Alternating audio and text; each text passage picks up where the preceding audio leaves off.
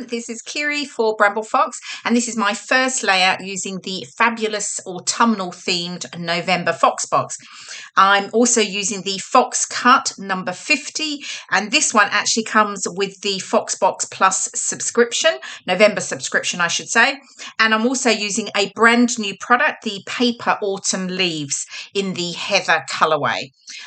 Okay, so I'm getting started here, and I've pulled out the Vicki Boutin Fernwood collection. It's an older collection, but the colours were perfect with the perspectives, but also my photo there. And I thought my photo was perfect with the title that I pulled out of the Fox box, the A Real Hoot. So I had this sort of fun photo. It's been printed for a while actually, and it was with myself and my husband with our friends earlier this year actually, just out for dinner at a local pub. So, and it was just a fun photo. So I thought it was perfect with the perspective, A Real Hoot, and I've paired that with the two cute little owls as well from the Fox box. Okay, so I've torn the piece of paper to go across the layout, and I was umming and ahhing about using the craft background or a white background, and I do end up going with the craft background. I thought the white looked just a little bit too stark with the coloured papers. So, and here I'm just pulling out, I've got some of the sort of paper pieces that I had left from the collection, and also some of the cut parts, and I'm really just sort of going to layer them all up, and I'm starting to distress all the edges of each of the layers now. So here we go, they're all now distressed, and I'm just sort of rolling up the edges of this torn piece that is going to sit across the pretty much the center of the layout. Just rolling those up again, just adding sort of extra texture and dimension. So I start to get this all stuck and then think, actually no, I'm going to use the stencil. Nearly forgot about that. So I just put that piece of paper to the side and I pull out the stencil and the distress oxides, and I end up using the speckled egg. I think that's speckled egg. And then I'm just going to sort of blend that on. I'm just taping the stencil down because it's quite fine stencil. I just want to make sure it doesn't move. And then I'm just adding the ink with my blending tool here just to the top. And then I'm going to move the stencil down so I can get more of the stenciled effect down towards the bottom of the layout. Now, typically you do end up covering quite a lot of the decorative element, but I do like that it's just sort of poking out around the edges. I'm just working out here whether I can add a little bit more to the top, but I just can't do that. So I actually just soften the edges with some more of the ink. Just wanted to extend it just a little more than it already was. And then I decide I'm just going to add some splatters again, just watered down some of the ink, and add that all around the already stenciled area there. And then I'll just let that dry.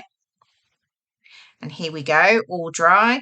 And I'll start to get the pieces stuck down now. So that torn back piece is now stuck down. I'm just sort of working back through the layers, making sure I'm sort of happy where they're going to go, and then I'm going to start to get them stuck down. So here we go.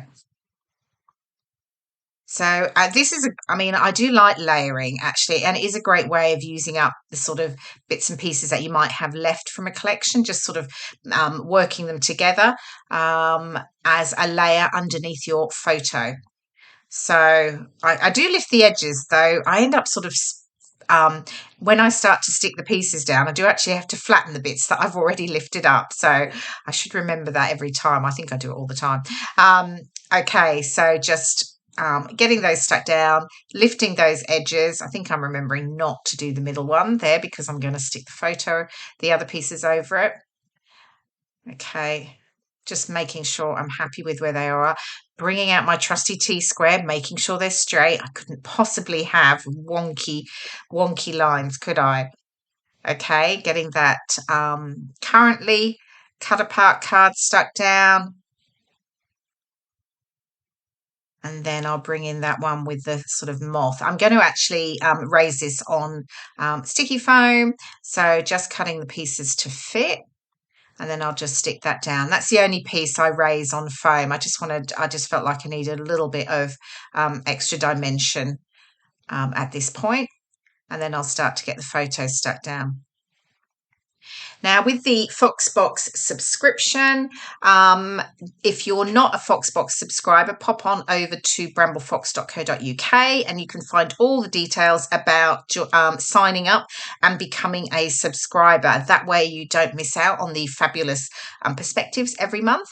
And you have your regular Foxbox subscription, and then you also have the Foxbox Plus, which comes with the additional Fox cut, so the stencil, just like the one that I've used, the paper snips, which is a fabulous sheet of different icons and images and word sayings that you can fussy cut out and add to your layouts, and also the DIY epoxy flares. So on the paper snips you have some round designs that you can punch out and then layer the clear epoxy button over the top, and it looks just like a sort of flare button.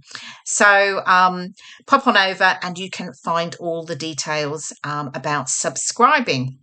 Okay, so I've got everything stuck down and I'm just looking at my photo and I'm going to layer it on that pattern paper there. But I just decided, I thought, oh, I'm going to add a little bit of the tissue paper.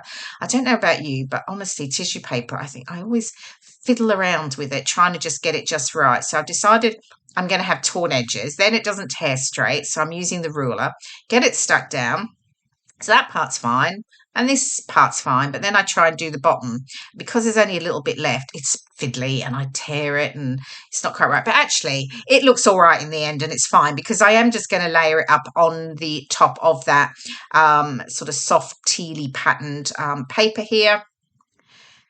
And then I probably, what I should have done here, actually, I then cut it out, but I want to distress the edges and I've got the tissue paper, so I've sort of got to keep moving the tissue out the way. So I really should have cut it out first, distress the edges, and then stuck the photo down on it. But hey ho, that's the way it is. Okay, so yeah, just getting those edges distressed, and then I can get the photo stuck down on the layer. And then we're sort of getting close to finishing it. Now, amazingly, I did this layout because I'm such a slow scrapbooker. I actually did this layout all in one night pretty quickly, which was, yeah, pretty amazing for me, I have to say. But sometimes it just works like that. Okay, I'm pulling out those two cute little owls and I'm just getting those stuck down with the glossy accents. I like that because it's a nice strong glue that holds them securely in place on the layout. And then I'm pulling out the A Real Hoot title, and I'm also going to get it stuck down there to the right, just on the top of the floral pattern paper. Sorry about my head there. I'm just making sure that that was straight, of course. And then I think, what am I doing next? That's right. I pulled out some of the, there are a few embellishments. I actually didn't want to add too much because I had quite a lot of layers. I also had, it was quite a lot of the pattern papers and colours. So I just pulled in a few pieces of ephemera and a couple of chipboard tabs and just layered them into the design. So I had a couple of little word sayings there, loving every minute. And then I'm just getting this semicircular one in there, which keeps popping under and just hiding the word now, but I think I've got it right there. And then this bottom one was the loving every minute. And then I add a tab to the top. One's just a sort of script tab that I'm popping in now. And then the other one is has yes, please on it. And then I think I'm pretty much done in regards to adding ephemera and chipboard pieces. But I just felt like, I'm just playing around here. There's a couple more words here, but I don't actually add them in the end. And then I just decided that I'm going to pull out those lovely new autumn leaves in the paper. They're like a paper, but actually they almost look sort of suede-y, like they're really lovely. And I've got these ones in the heather colourway. So I'm just pulling out a few of those, and I'm just adding pairs of them in a few places around the layout, just to the right there, and then at the bottom and the top of the layout. The colours, I think I've used this sort of like a soft sort of very soft mauvey pink, and then the sort of sort of camel colour over to the right. So I'm just sticking those down with some glossy accents, just making them sure they're secure. And then I decided I wanted just to add a little bit of gold to the layout, just to give it a little bit of sparkle. And I've got these gold flat back pearls that I'm just sticking around the layout here. I'm not going to make you watch all of the sticking down because it takes a little while. So I think here we go. They're all stuck down. And now I'm just going to bring in some of the Cambella gold ink and just finishing off with some splatters of that all around the layout. And then I'm done. So amazingly, a very quick layout for me, which was great. And yeah, really happy with how it looked. Hope you have liked the process video. And you'll find some close-ups are going to come up in just a moment.